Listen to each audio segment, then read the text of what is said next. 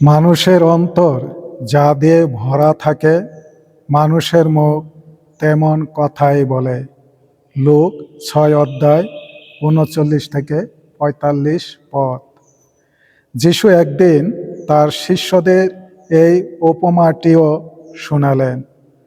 কোনো অন্ধ কি কখনো আরো এক অন্ধকে পথ দেখাতে পারে?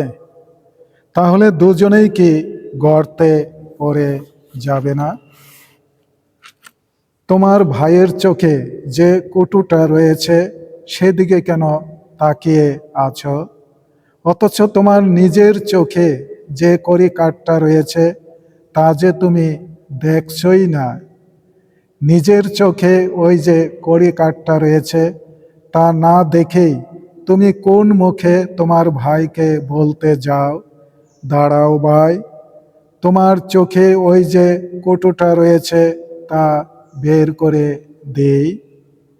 ওরে বন্ড, আগে নিজের চোখ থেকে কড়িকাঠটা তুলে ফেল, তবেই তো ভাইয়ের চোখে যে কটুটা রয়েছে সেটা বের করার মতো স্পষ্ট দৃষ্টি পাবি।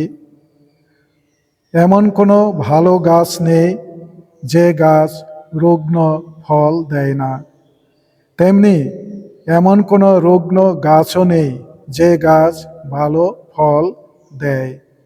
কেননা ফল দেখেই তো প্রতিটি গাছের পরিচয় পাওয়া যায়।